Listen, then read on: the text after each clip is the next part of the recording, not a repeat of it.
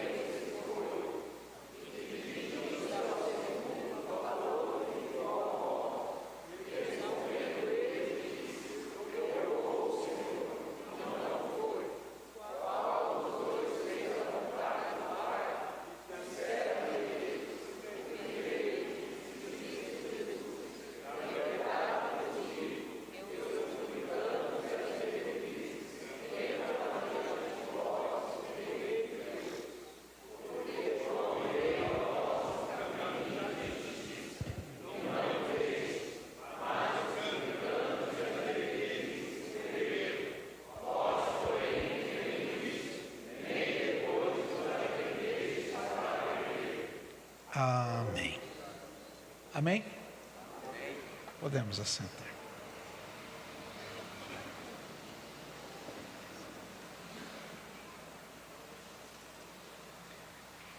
Esta parábola chamada dos dois filhos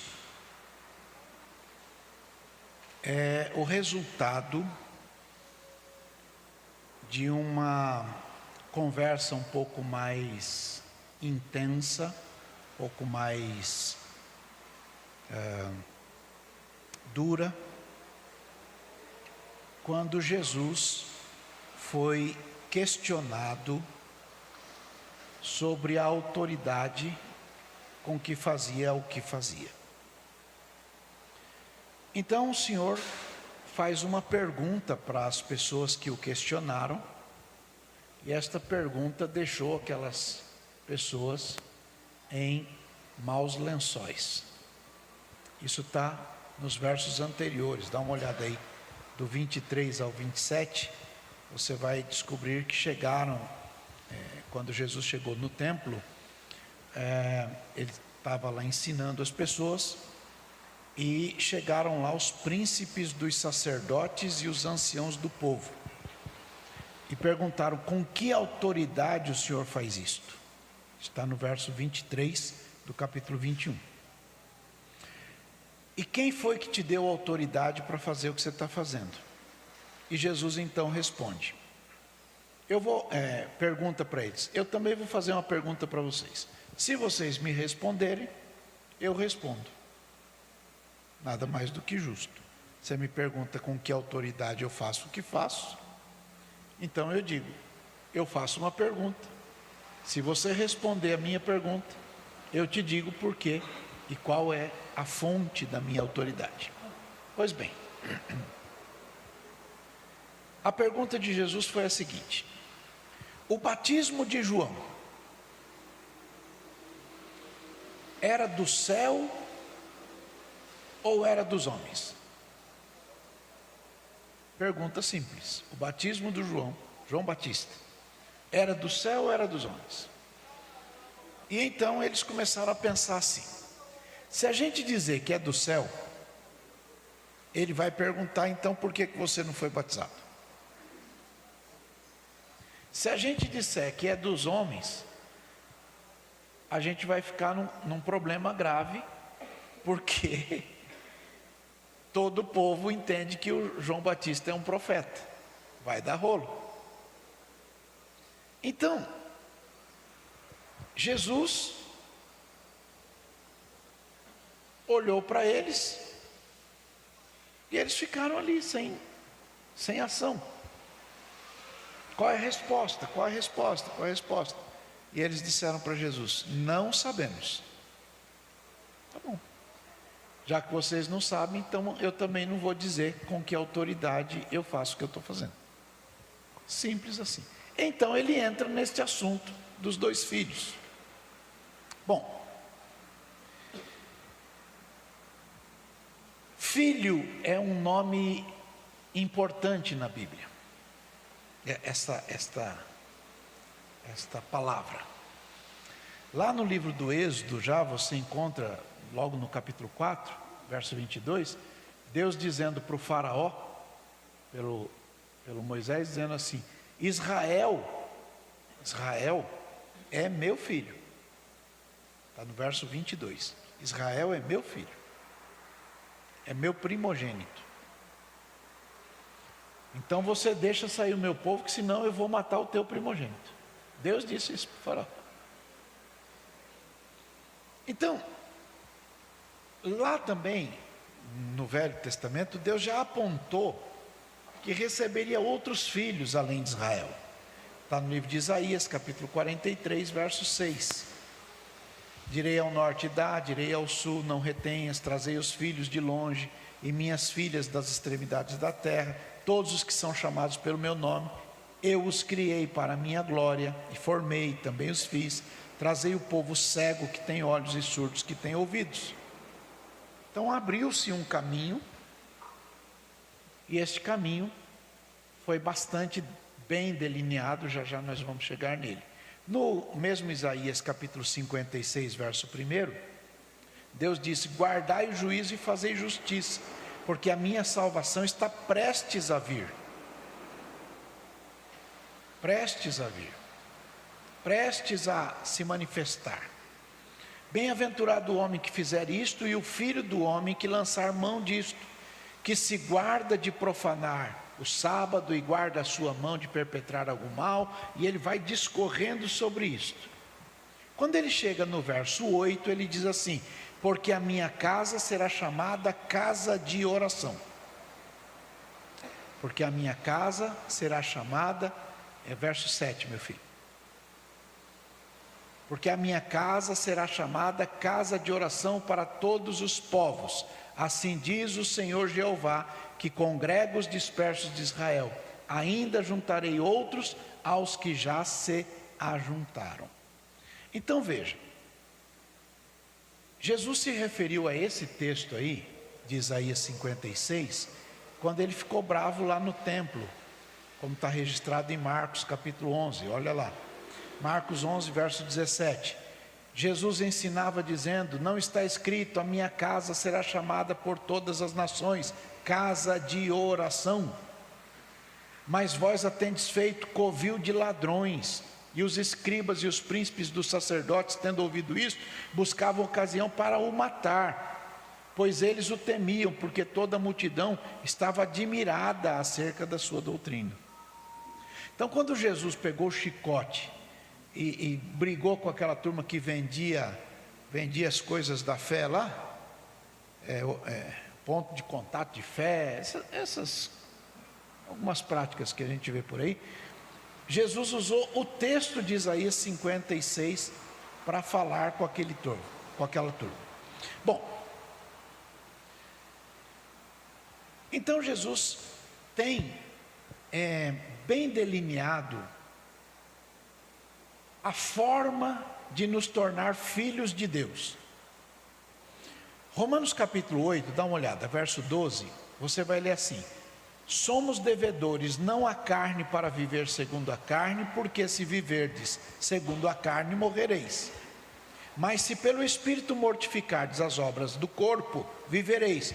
Porque todos os que são guiados pelo Espírito de Deus, esses são filhos de Deus. Então, como a gente identifica quem é filho de Deus? Filho de Deus é aquele que é guiado pelo Espírito de Deus. Perfeito? Porque não recebestes o espírito de escravidão, para outra vez estardes em temor, mas recebestes o espírito de adoção. Adoção, fomos adotados. Recebestes o espírito de adoção de filhos, pelo qual clamamos, Abba, Pai. O mesmo Espírito testifica com o nosso espírito que somos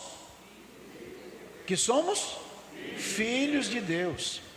E se somos filhos, somos logo herdeiros também, herdeiros de Deus e co-herdeiros de Cristo, se é certo que com Ele padecemos, para que também com Ele sejamos glorificados. Bom, então, já sabemos que a gente se tornou filho. A pergunta é, como isto foi possível? Gálatas capítulo 4, vai lá, verso 3. Assim também nós, quando éramos meninos, estávamos reduzidos à servidão debaixo dos primeiros rudimentos do mundo, mas, vindo a plenitude dos tempos, Deus enviou o seu Filho, nascido de mulher, nascido sob a lei, para remir os que estavam debaixo da lei, a fim de recebermos a adoção de filhos. E porque sois filhos, Deus enviou aos vossos corações o Espírito de seu Filho, que clama Abba, Pai. Assim que já não és mais servo, mas filho. Então, se és filho, és também herdeiro de Deus por Cristo. Eu acho que você deveria louvar a Deus, porque o Senhor fez isso com a gente. Ok? Bom, ocorre que há um único dispositivo através do qual podemos nos tornar filhos de Deus. E isto precisa ficar muito claro. João capítulo 1, versos 1 até 12, você já conhece que eu cito esse texto o tempo todo. Mas eu queria parar no verso... no princípio ele era o verbo estava com Deus, o verbo era Deus. 2, meu filho, mais rápido. Ele estava no princípio com Deus, verso 3. Todas as coisas foram feitas por ele, sem ele nada do que foi feito se fez. Nele estava a vida era a luz dos homens, e a luz resplandece nas trevas, as trevas não a compreenderam. Houve um homem enviado de Deus, cujo nome era João. Este veio para testemunho, para que testificasse da luz, para que todos crescem por ele. Não era ele a luz, mas veio para que testificasse da luz. Ali estava a luz verdadeira, que alumia todo homem que vem ao mundo. Estava no mundo, o mundo foi feito por ele, e o mundo não o conheceu. Verso 11. Veio para o que era seu, os seus não o receberam. Agora leia bem forte isso aí. Leiam, gente. Não, espera aí um pouquinho que o moço está dormindo lá. É esse aí, leiam esse aí, bem forte. Bora.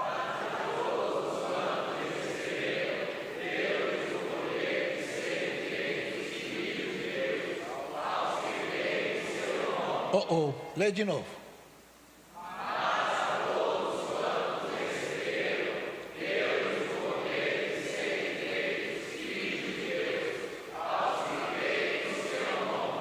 Prestem bem atenção nisto. Não são todos filhos de Deus, mas aqueles que crerem em Jesus recebem o poder de serem feitos filhos de Deus. Entendem isso? Sim ou não, pessoal? Sim. Bom, quando nos tornamos filhos de Deus, então Deus espera de nós que a gente viva digno do nome de filho de Deus. Tá certo? Então, vai lá na primeira carta de João, lá no final da Bíblia, capítulo 2, verso 22. 1 de João, capítulo 2, verso 22. Quem é o mentiroso, senão aquele que nega que Jesus é o Cristo? É o anticristo, esse mesmo que nega o Pai e o Filho. Qualquer que nega o Filho, também não tem o Pai. E aquele que confessa o Filho, tem também o Pai.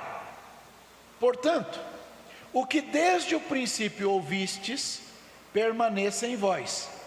Se em vós permanecer o que desde o princípio ouvistes, também permanecereis no Filho e no Pai. E esta é a promessa que Ele nos fez: a vida eterna. Não é uma das promessas, é a promessa. Tá certo? Agora vamos para o 26.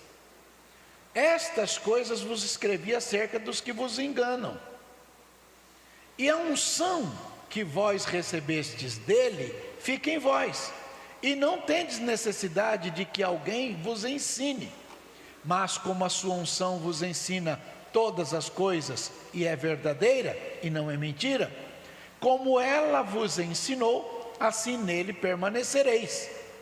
E agora, filhinhos, permanecei nele, para que quando ele se manifestar, tenhamos confiança e não sejamos confundidos por ele na sua vinda.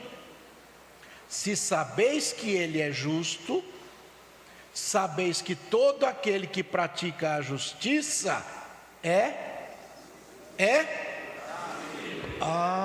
tá. Então, se alguém diz que é filho de Deus e vive praticando a injustiça, ele pode ser o que quiser, menos filho de Deus. Tá claro aí, gente? Sim ou não, pessoal? Tá todo mundo comigo aí? Bom, diga de novo: culto de doutrina. Lugar de quê, pessoal? Muito bem. Agora vai no mesmo primeiro livro de João, capítulo 3 agora. Vede quão grande amor nos tem concedido o Pai. Qual é o grande amor?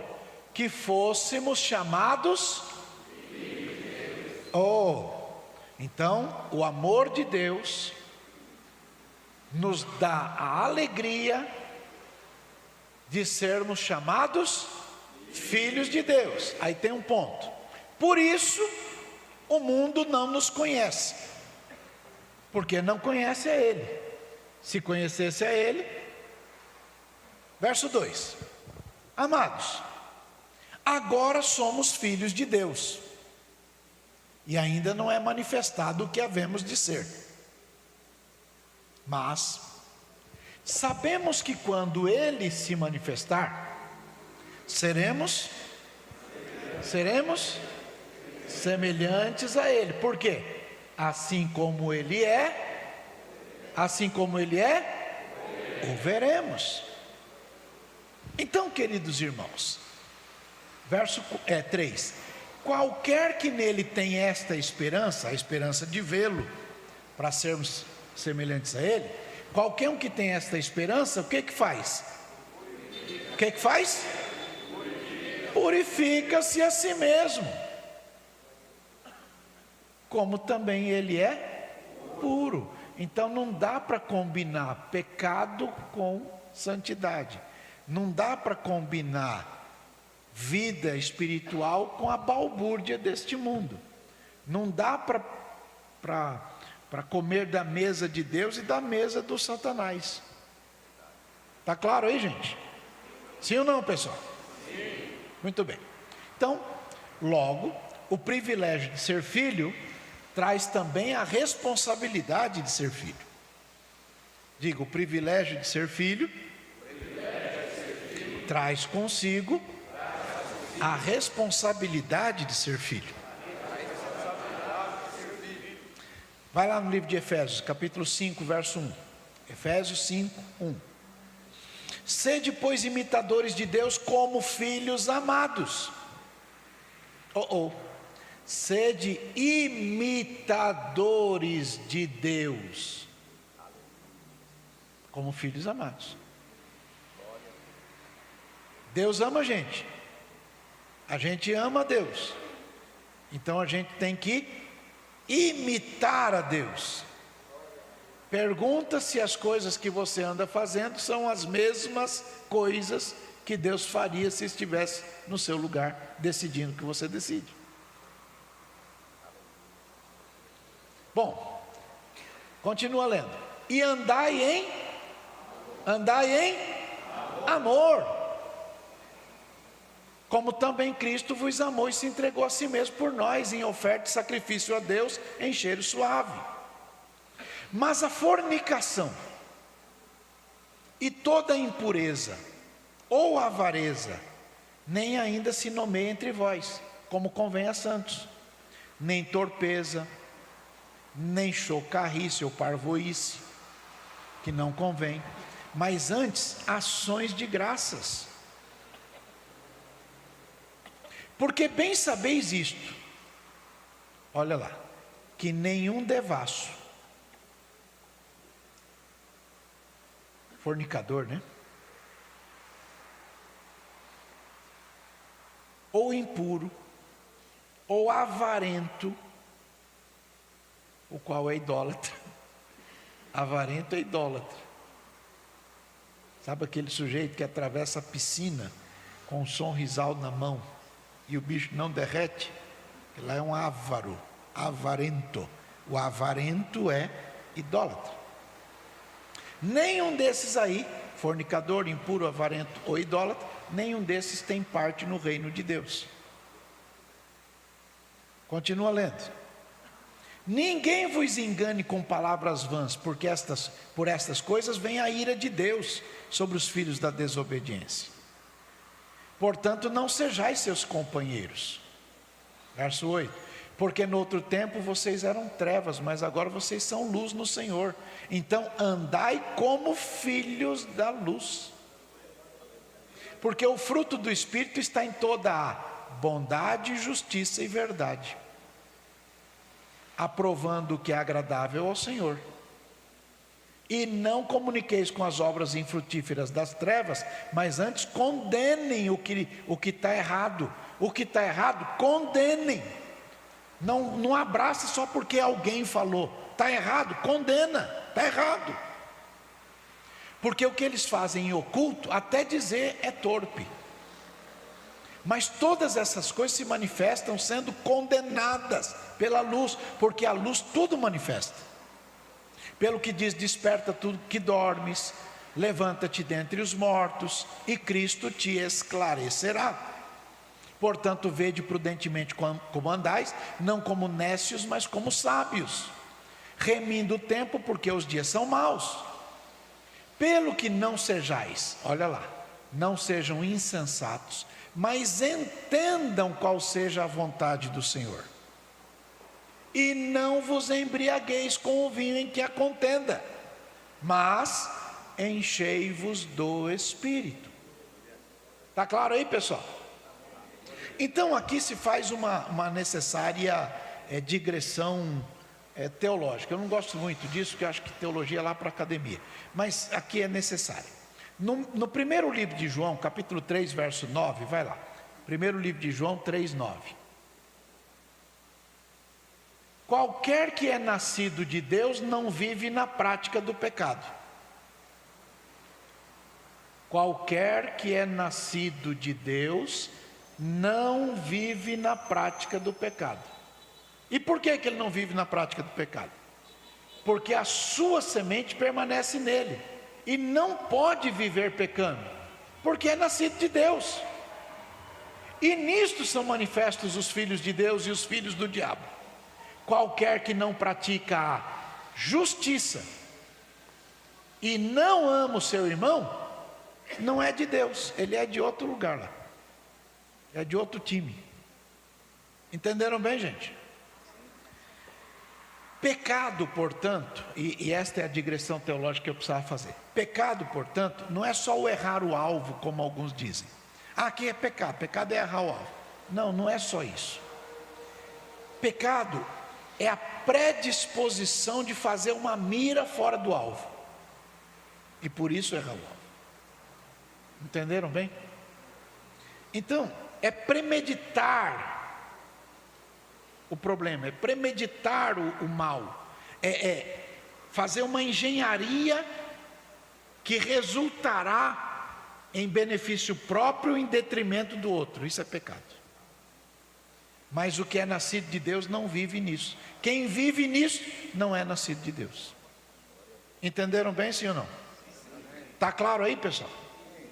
Pois bem. Então, aquele que não pratica a justiça e não ama o irmão, não pode ser considerado filho de Deus. Ele é considerado filho do capiroto.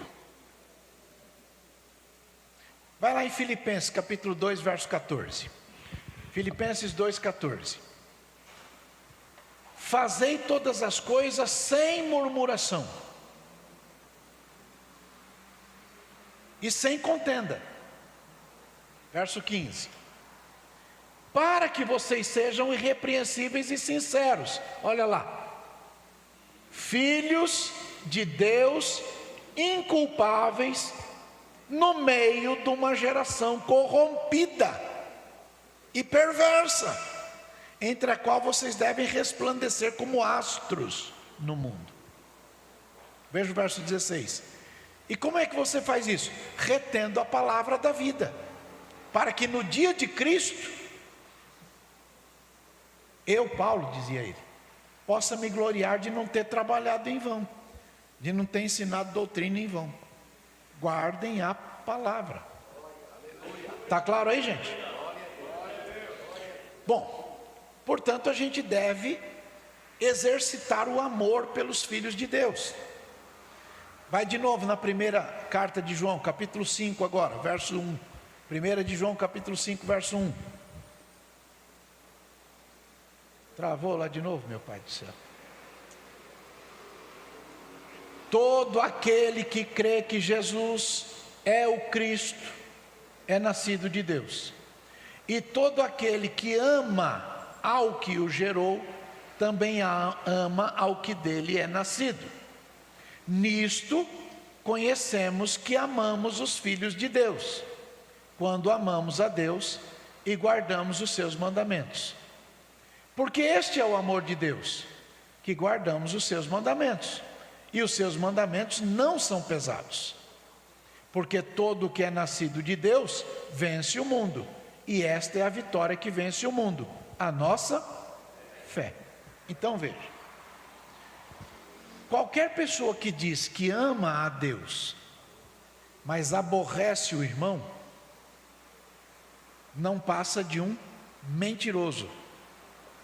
Porque não dá para dizer que ama a Deus que a gente não vê, se a gente não dá conta de amar o irmão que está vendo. Olha aí para o vizinho e diga: você tem que me amar. Entenderam bem? Você tem que me amar. Então, a obra de Deus é realizada por pessoas que se disponham a fazer o que é preciso. E há coisas que são muito importantes. E é disto que Jesus tratou na parábola dos 2 filhos. Às vezes, você é escolhido por Deus para uma tarefa, mas você precisa amadurecer, a fim de fazer o que você deve fazer, do jeito que deve ser feito.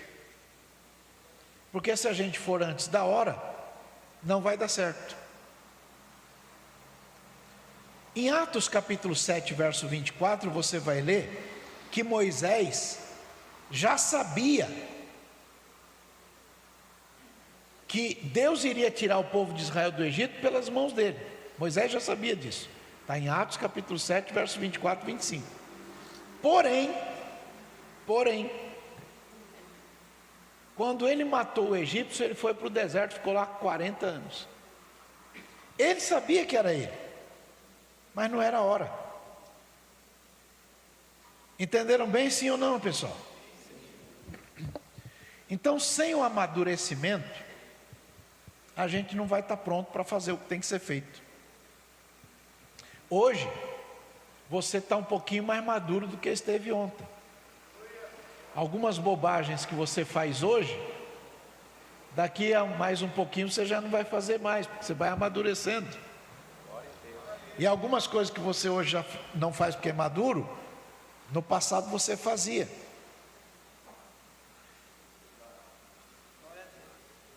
Quem é mais maduro fala menos.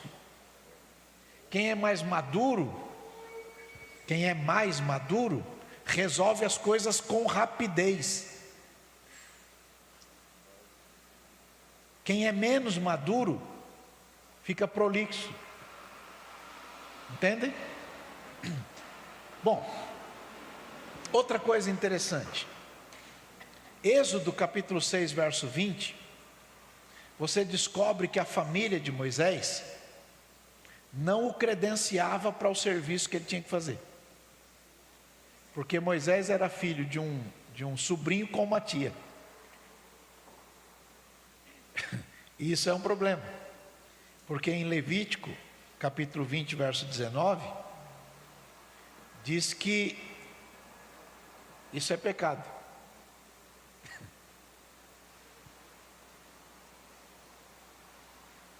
Não pode se relacionar nem com a tia, irmã da mãe, nem com a tia, irmã do pai. Mas se você voltar em Êxodo capítulo 6, verso 20, o Anrão tomou por mulher Joquebede, sua tia, e gerou dela Moisés e Arão. Então o que eu preciso dizer é que a família não determina se uma pessoa será ou não será instrumento de Deus. O que vai determinar isso é a chamada de Deus.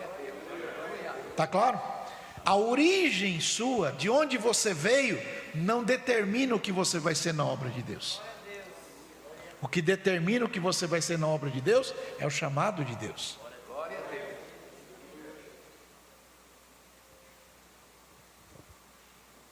Está claro isso, gente? Bom, isto posto, vamos voltar à parábola lá dos dois filhos.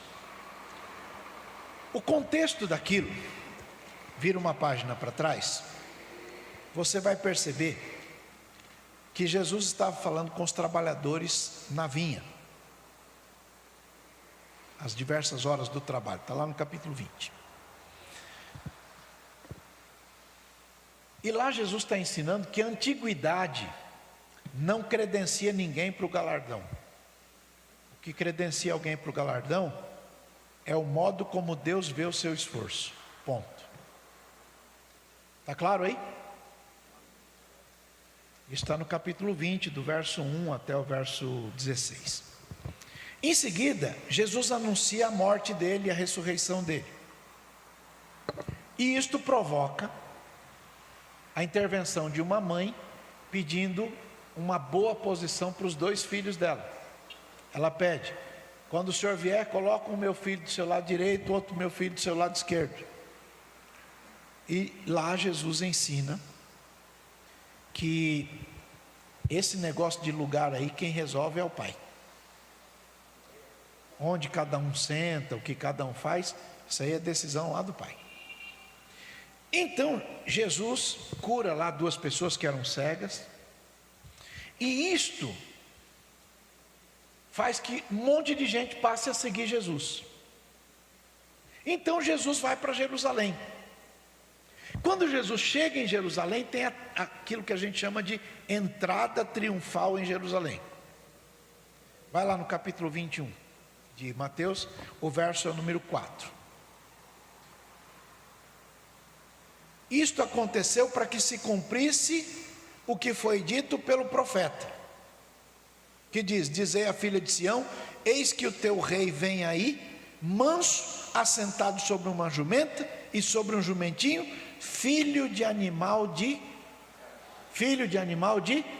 carga. Não é num Rolls Royce como alguns dizem por aí. Não, Jesus entrou no jumentinho 0 quilômetro. Não, era um animalzinho de carga, massaveirinho. Isso aí, tá? Então cuidado com quem ensina porcaria para você. Não vai engolindo qualquer coisa. Leia a Bíblia.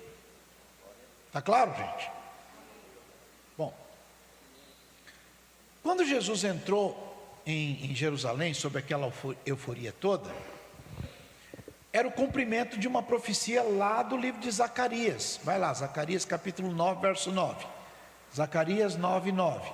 Alegra-te muito, ó filha de Sião, exulta, ó filha de Jerusalém, eis que o teu rei virá a ti, justo Salvador. Olha lá, ó, pobre e montado sobre um jumento, sobre um asninho, filho de jumento. Tá certo? Então, Jesus purifica o templo de Jerusalém, expulsa os comerciantes, e depois disso, que ele purificou lá o templo, ele vai para uma vilazinha vizinha ali, que era Betânia, e na volta ele amaldiçoou a figueira. Quando isso acontece, os discípulos estão todos lá, e Jesus chega na cidade, e então a autoridade dele é questionada. Com que autoridade o senhor faz o que está fazendo? E foi justamente aí que Jesus resolve falar a parábola dos 2 filhos. Chegamos nela agora. Bom, Jesus diz assim: um homem tinha 2 filhos. Falou com o primeiro: filho, vai trabalhar na minha vinha. E o filho então disse: não quero. Mas depois ele se arrependeu e foi. Mas o pai se dirigiu ao segundo filho e disse: filho, vai trabalhar na minha vinha. E o filho disse: tá bom, pai, eu vou. Mas não foi. E Jesus pergunta: qual dos 2 fez a vontade do pai? E eles disseram: o primeiro, aquele que disse que não ia, mas foi. Jesus então diz assim: em verdade vos digo que os publicanos e as meretrizes, todo mundo sabe o que é meretriz? Os publicanos e as meretrizes vos precedem no reino de Deus. Por quê? Porque o João veio no caminho da justiça e vocês não creram no João. Mas os publicanos e as meretrizes creram. Vocês, porém, vendo isto, nem depois vos arrependeram para crer. Então Jesus está dando uma chamada importante. E agora a gente precisa entender que o primeiro filho representam aqueles que são autênticos e não fingem que são salvos. Não fingem.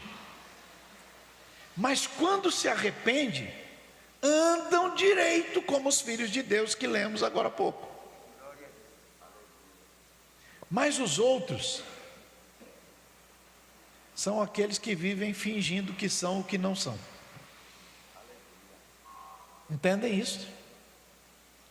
Então a única resposta possível dos fariseus, que era aquela, o primeiro filho que fez a vontade do pai. Eles não perceberam que aquilo era para eles, que se auto-justificavam, que proclamavam que era leal a Deus, mas estavam longe de Deus. Que colocam o nome num papel ou numa parede, mas no coração é infiel, porque aquilo está feito como que uma imposição. No momento que ele pudesse não ser aquilo, ele teria ido. E nunca na sua vida acreditem na fidelidade de cabresto. Fidelidade de cabresto não é fidelidade, é outra coisa. Só é fiel aquele que, podendo não ser fiel, permanece fiel. Esse é fiel. Entendem isso, sim ou não? Então, a palavra de Jesus aponta publicanos e meretrizes como um comparativo. E é um jeito de insultar os fariseus. Porque eles viviam na hipocrisia, no seu comportamento. Mesmo depois de verem um monte de pessoas transformadas, eles não creram na mensagem da salvação. E foi isto que ensejou o proferimento de outras duas parábolas, que é a parábola dos lavradores malvados, que para se apossar da herança do filho, do herdeiro, mata o filho para ficar com a herança dele, que está em seguida aí, nos versos 33 a seguida. E também a próxima parábola, que está no início do capítulo 22, que é a parábola das bodas. E nestas duas, que são chamadas na teologia de parábolas de ruptura, elas culminam com a prestação de uma sentença, com uma, como é que eu vou chamar? Prolatação de uma sentença pesada, de condenação. Então, vejam lá no texto, a mensagem contada por Jesus é no final já do ministério, que ele já está indo para a sua vitória na cruz. Jesus expiou o pecado da gente lá na cruz, tirando a causa da morte espiritual. Para quem? Para quem nele crê. Então veja, aqueles passos anteriores de que falamos agora há pouco, parecem ter incomodado ao Senhor, levando o nosso Salvador a confrontar os religiosos, quando ele fala dos trabalhadores das diversas horas, dos pedidos lá dos filhos de Zebedeu, da entrada triunfal quando ele purifica o templo, da figueira infrutífera, do batismo de João, que culmina com aquela pergunta: com que autoridade o senhor está fazendo isso? Bom, e aí vem esta parábola. Agora veja, Jesus está se referindo ao modo como eles viram o servo de Deus chamado João Batista. Agora vai em Lucas capítulo 7, verso 29. Lucas 7, 29. Todo o povo que o ouviu, e os publicanos, tendo sido batizados com o batismo de João, justificaram a Deus. Mas os fariseus e os doutores da lei rejeitaram o conselho de Deus contra si mesmos, não tendo sido batizados por ele. E disse o Senhor: a quem vou comparar estes homens desta geração? Eles são semelhantes a quê? Verso 32. São semelhantes aos meninos que, assentados nas praças, clamam uns aos outros e dizem: tocamos flauta, vocês não dançam, cantamos lamentação, vocês não choram. Por quê? Veio João Batista, não comia pão, não bebia vinho, e vocês dizem: ele tem demônio. Então veio o Filho do Homem, que come e bebe, come pão, bebe o vinho, e dizem: eis aí um homem comilão e bebedor de vinho, amigo de publicano e de pecador. Verso 35. Mas a sabedoria é justificada por todos os seus filhos. O que Jesus está dizendo é: vocês ouvem a mensagem do João Batista, se está de um jeito vocês falam mal, se está de outro jeito falam mal também, toca música não dança, toca lamentação não chora. Sabe aquele tipo de gente que parece estátua? É o que Jesus está falando. Bom, a parábola dos dois filhos, então, que surgiu do questionamento, fala que Jesus está mostrando para aquela turma que o jeito deles viverem estava errado. E Jesus então emenda com aquela outra narrativa dos lavradores maus, para mostrar que o coração deles era um coração mau, perverso, que destrói o outro para ficar com aquilo que é do outro. E Jesus estava dizendo que aqueles religiosos eram os filhos desobedientes de Deus, que dizem que fazem a obra de Deus, mas na verdade estão fazendo a própria obra.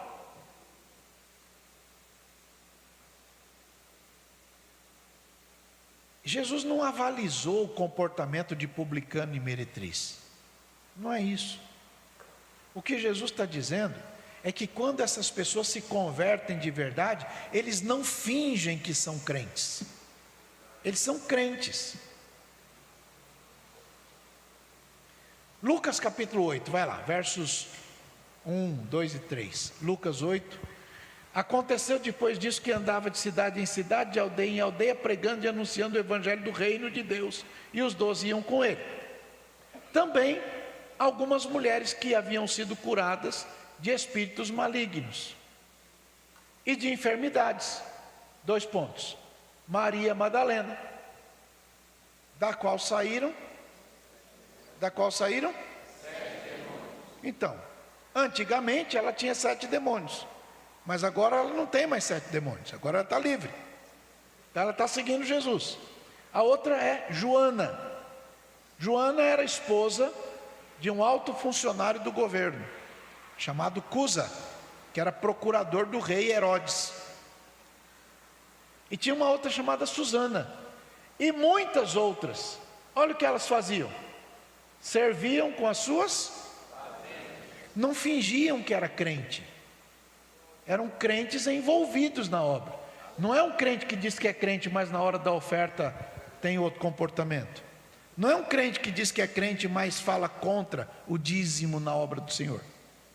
Eram de verdade.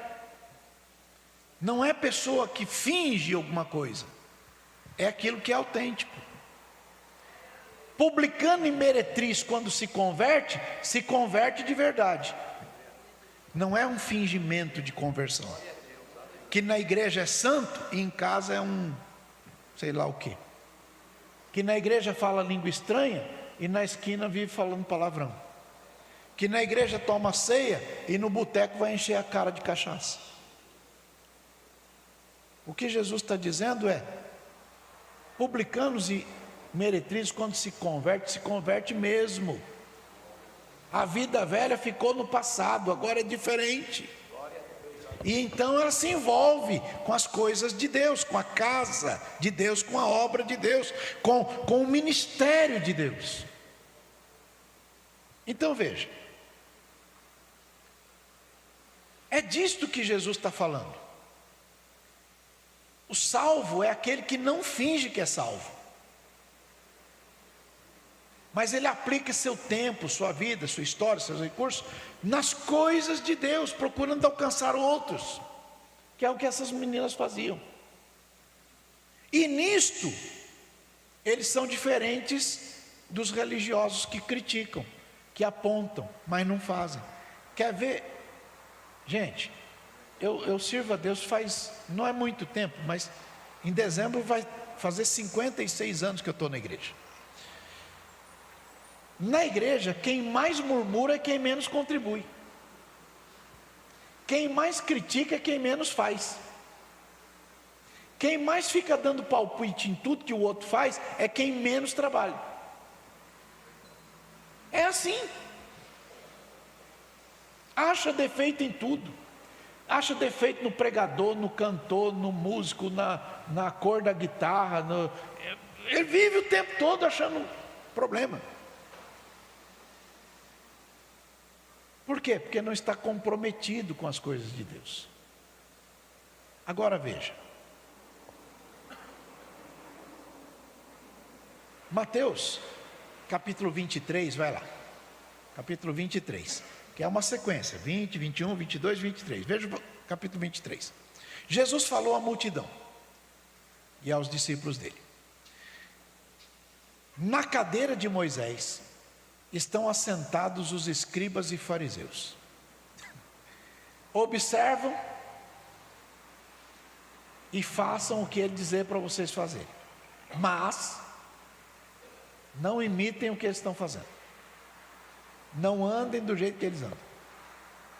Porque se tem alguém, líder de hierarquia, de qualquer coisa, que está numa posição boa e fala, e você sabe que o jeito de viver está torto, continua crendo, continua crente, continua vivendo direito, mas não anda do jeito que eles andam. Entenderam bem? Porque dizem e não praticam. Veja o verso 4. Colocam atam fardos, carga pesada nos outros, para os outros carregarem, difícil de suportar, enquanto eles mesmos nem com o dedinho quer fazer isso. Tudo que empreendem é com o que vem do outro. Faz, você faz isso, mas dele mesmo não vai. Veja o verso 23, aliás, verso 13, Mateus 23, 13. Meu filho, Mateus 23, 13. Isto. Mas ai de vós, escribas e fariseus hipócritas, porque vocês fecham aos homens o reino dos céus, vocês não entram e nem deixam os outros entrar. Tem gente que fica no meio do caminho, fecha o caminho do céu, nem ele vai e nem deixa o outro ir. Olha para o vizinho e diga: fica esperto, irmão. Os publicanos e as meretrizes entram antes. Por quê? Porque levaram a sério o caminho da justiça, que foi indicado por João. O ensinamento dessa parábola é o seguinte, vai lá, número 1. O reino de Deus não é para ser vivido de aparência. O reino de Deus é para ser vivido intensamente, com participação efetiva, em verdade, em sinceridade, em honestidade. Mesmo que os pecadores não conhecessem as leis de Deus, e por isso tinham dito para Deus: não vou. Na hora que a palavra chegou e eles se arrependeram, então eles voltaram e foram para o Senhor. Eles disseram: não vamos, mas quando se arrependeram, disseram: vamos sim. A Bíblia mostra isso claramente. Vai lá, Lucas capítulo 3, verso 12. Lucas 3, 12. Chegaram também uns. Para quê? Para serem batizados. E disseram para o João: o que a gente deve fazer? E o João disse: não peça mais do que aquilo que está ordenado. Em outras palavras, anda direito, ó soldados. E nós, o que a gente faz? Ele diz: não trata mal ninguém, não defraude ninguém, contentem-se com o vosso soldo. Em outras palavras, é dizer: viva a santidade na sua prática diária. A santidade você vive quando você tira uma nota, gastou 10, a nota é 10. Não é que a nota é 10 e você diz: agora pessoal, vamos pagar 28. Isso é pecado. Mas o publicano que se converte, ele anda em justiça, não anda nessa falcatrua. Conseguiram entender isso, sim ou não? Posteriormente a gente vê publicanos seguindo Jesus. Vai lá, Lucas capítulo 15, versos 1 e 2. Chegavam-se a ele todos os publicanos e pecadores para ouvi-lo, e os fariseus e os escribas murmuravam e diziam: ele está recebendo pecador e está comendo com eles. Ainda bem que Jesus recebe pecador. Se Jesus não recebesse pecador, você estava lascado. Jesus recebe pecador e transforma o pecador. Jesus recebe o pecador e salva o pecador. Jesus recebe o pecador e santifica o pecador. Por isso, publicano e meretriz, antes de fariseu, entram no reino de Deus. Por quê? Porque não são fingidos. Entenderam bem, sim ou não? Queria ter mais tempo. O termo daquela se arrependeu e foi para a vinha, não é a palavrinha chamada metanoia, que é a mudança de pensamento. texto original não fala de metanoia. Há 3 lugares na Bíblia que falam uma outra palavra que chama-se meleteis, que quer dizer alguma coisa assim: foi mal, desculpa aí, sinto muito, não tinha entendido direito. É isso que Jesus está dizendo. Aquele que disse não vou, na hora que ele percebeu a bobagem que estava falando, ele disse: oh, desculpa aí, agora eu vou andar direito. Por isso ele foi para a vinha. Entenderam bem, sim ou não? Sim. Olha bem para o colega e diga: Jesus conhece o teu coração. Ele sabe que você o ama, que fez as bobaginhas que fez, mas ele sabe que você o ama. O reino só acontece para quem decide viver o reino. Então, isso indica que o arrependimento só tem validação quando a pessoa que diz que se arrependeu efetiva o seu envolvimento na vinha do Senhor, no reino do Senhor, na igreja do Senhor, na obra do Senhor. Entenderam bem, sim ou não? O outro ponto que a gente precisa ver é que os publicanos e meretrizes foram chamados por filhos. Apesar da sua lamentável condição. É a mesma lógica que foi aplicada na história do filho pródigo. Ele é pródigo, mas é filho.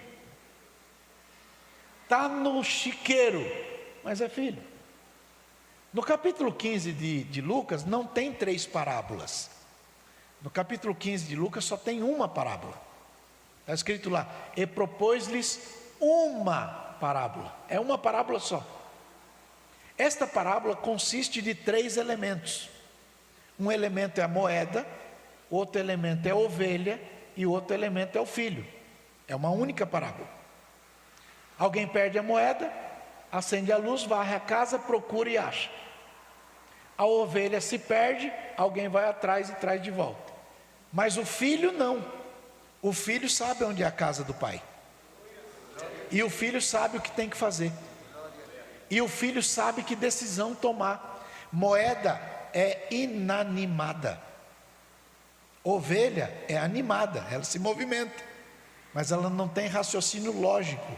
Mas filho sabe o que tem que fazer. A decisão de sair do chiqueiro não é do pai, é do filho. A decisão de abandonar más companhias, companhias ruins, mal cheirosas, não é do pai, é do filho. O filho decide, porque o filho sabe onde é a casa do pai.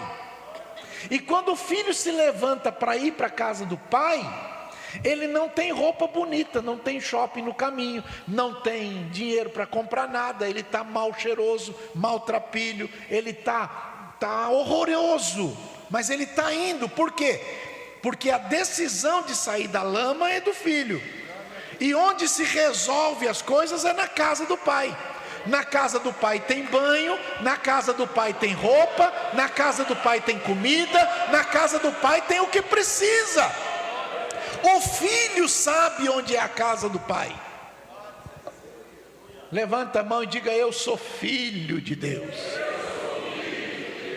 Você que está me ouvindo, nada de ação. Decisão tem valor quando é acompanhada de ação. Ação prática. Então, enquanto os fariseus viam aquelas pessoas como excluídas, Jesus as via como filhos. E isto obriga as pessoas que querem viver no reino a chamar de filho aqueles que Deus chama de filho, de chamar de irmão aqueles que Jesus chama de irmão. Entenderam agora toda aquela digressão necessária? Então, o orgulho do irmão mais velho na parábola do filho pródigo é o orgulho dos fariseus. É o orgulho daquele que acha que o outro não merece voltar, que acha que o outro não merece ter chance, mas ele próprio que está ali, o coração está longe. Então, agora para finalizar, temos uma última observação. Embora Jesus dissesse que publicanos e meretrizes entram no reino de Deus, ele não disse que fariseus e escribas não podiam entrar. Isso é importante, prestem atenção porque é importante. Muito embora Jesus tenha dito que publicanos e meretrizes entram primeiro, Jesus não disse que os fariseus e os anciãos do povo não poderiam entrar. O que Jesus está dizendo é que a porta do arrependimento ainda está aberta. E se a pessoa está vivendo errado, como um fariseu, fingindo ser o que não é, ainda dá tempo. Levanta as duas mãos e diga: ainda dá tempo. De mudar de vida, de parar de ser fingido, para ser um autêntico filho de Deus. Levanta as duas mãos aí e diga: ainda dá tempo.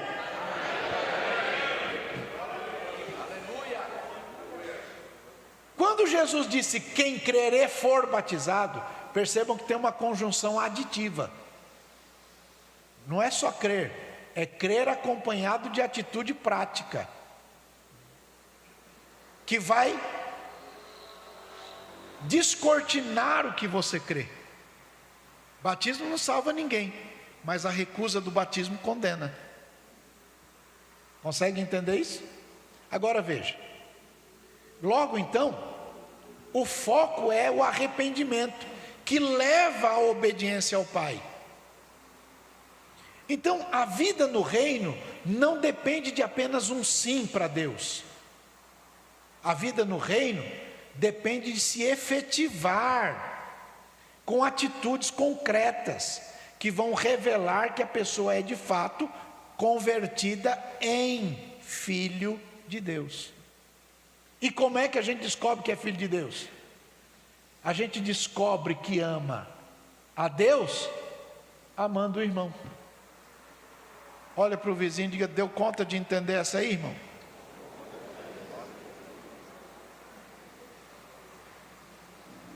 Quando alguém faz a sua declaração de fé sem entender que isso o obriga a uma vida prática de amor a Deus e, portanto, amor aos filhos de Deus, enquanto não entender isso, vai viver sem fazer a vontade do Pai.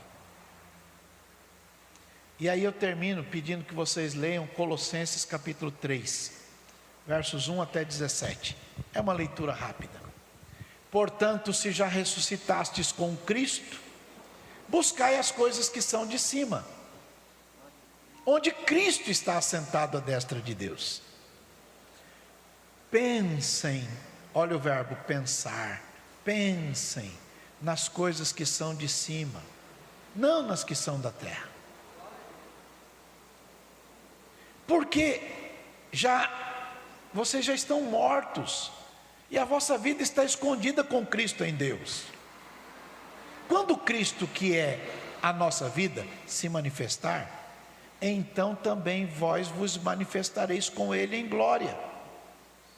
Olha o terceiro verbo aí: mortificai, pois, os vossos membros que estão sobre a terra: prostituição, impureza, apetite desordenado, vil concupiscência e avareza. Olha a avareza de novo aí, que é idolatria. Mortifiquem isto.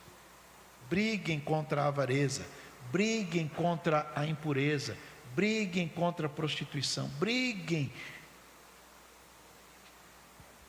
Bom, pelas quais coisas vem a ira de Deus sobre os filhos da desobediência, nas quais também em outro tempo vocês andaram, quando vocês viviam nelas. Mas agora, olha o outro verbo aí: despojai-vos também de tudo. De quê? Da ira, da cólera, da malícia, da maledicência. Cuidado com a língua. Cuidado, ficar dando ibope para esse povo que faz fuxico gospel. Gente, quem assiste fuxico gospel é fuxiqueiro.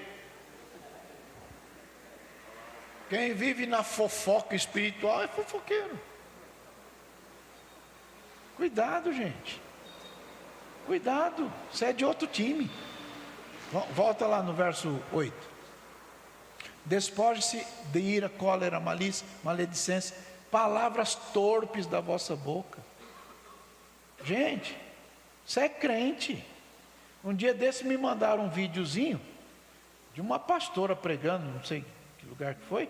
No meio da mensagem ela soltou um palavrão. Eu não ouvi aquilo nem no mundo. Falei, misericórdia.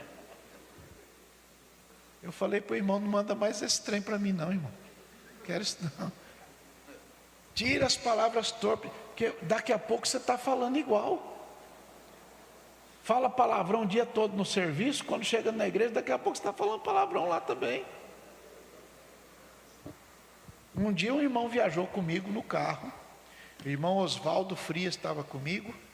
E o irmão Moraes estava comigo. E esse outro irmão. E ele foi atender o telefone. E irmão, ele falou um palavrão. Depois eu, perdão, pastor. Falei, irmão.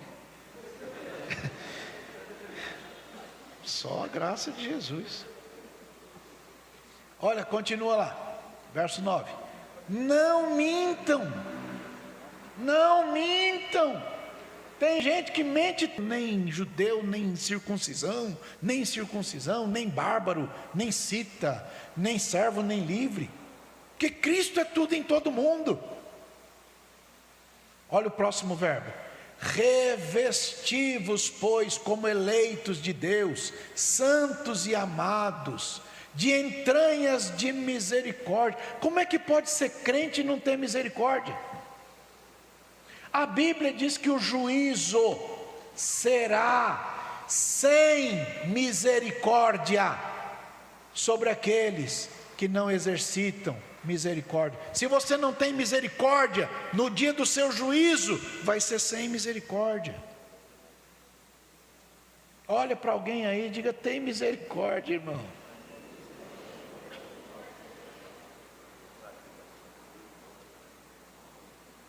Benignidade.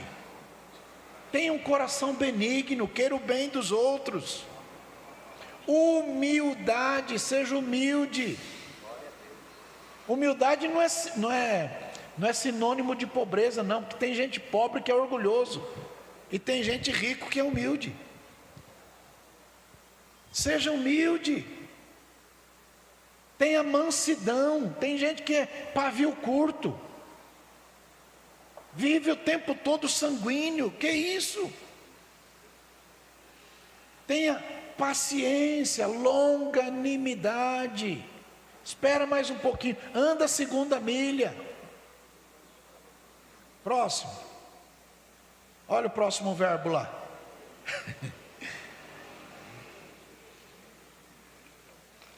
Suportando-vos, porque tem gente, irmão, que é difícil de amar, mas a gente tem que suportar, porque tem uns que só a graça de Jesus Cristo, mas tem que suportar. Uma hora muda, uma hora se converte, uma hora se acerta, uma hora o lobo pode sofrer uma conversão. Lobo pode, milagre faz isso. Depois vocês assistam o culto de domingo, mensagem. Milagre de Deus converte água em vinho. Milagre de Deus converte. Milagre de Deus transformou você que não valia nada nisso que você é hoje. Milagre de Deus. Então suporte uns aos outros. Olha lá o próximo verbo. Não, meu filho, verso 13. Primeiro é suportar, segundo é perdoar. Perdoa. Se algum tem queixa contra o outro, do jeito que Cristo perdoou, perdoa também. Perdoa. Você vai viver melhor. A vida é mais leve. Se você não perdoa, a pessoa que você não perdoa, dorme com você, acorda com você, almoça com você, toma banho, é tudo. O tempo todo você está pensando. Se livra disso. Verso 14. E sobre tudo isto, olha o próximo verbo. Revistam-se de amor, que é o vínculo da perfeição. Verso 15. E então a paz de Deus, olha bem para o colega e diga: você foi chamado para a paz, irmão. Dá a mãozinha para o vizinho assim, a mãozinha bonitinha assim. Paz do Senhor, irmão. Paz. Foi chamado. Aliás, o dia que Jesus me mandou vir para cá, eu ajoelhei aqui no púlpito e eu orei. E eu pedi: Senhor, o Senhor pode me dizer o que eu tenho que falar para esse povo? Quem lembra qual foi o primeiro versículo que eu li nessa igreja aqui? Que versículo? 9. Primeiro versículo que eu li nessa igreja aqui, no dia 2 de setembro do ano 2000. Pergunta para um pastor perto de você: você lembra o que você pregou no domingo lá?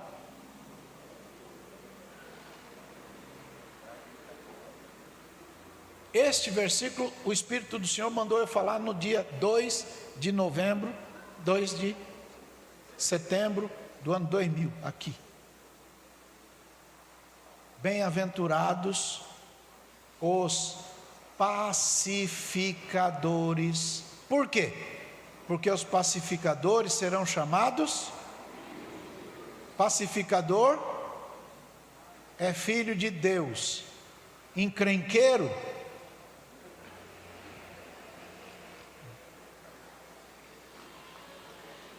dá um sorriso bonito para o vizinho, que ainda bem que você não é encrenqueiro, né, irmão?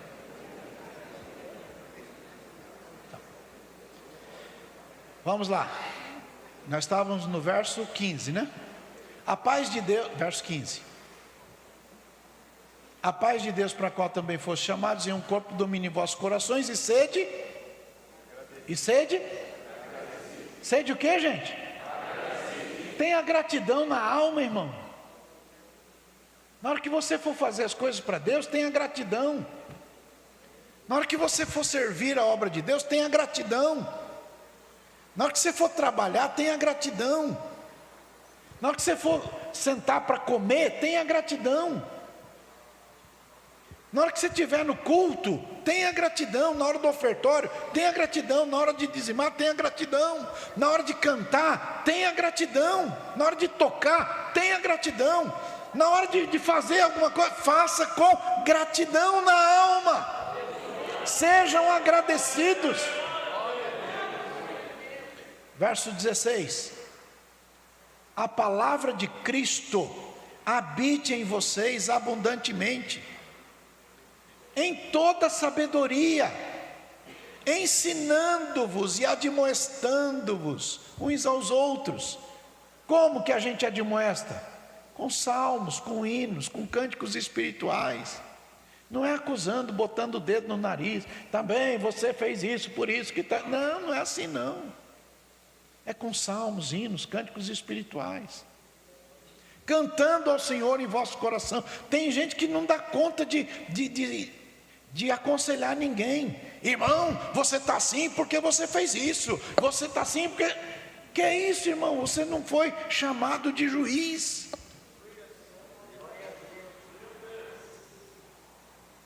E o verso 17 a gente termina dizendo: e tudo que vocês fizerem, seja por palavra, ou seja por obras, façam em, aqui ó, façam em nome do Senhor Jesus, dando por Ele graças a Deus. Amém? É a palavra do Senhor em nome de Jesus.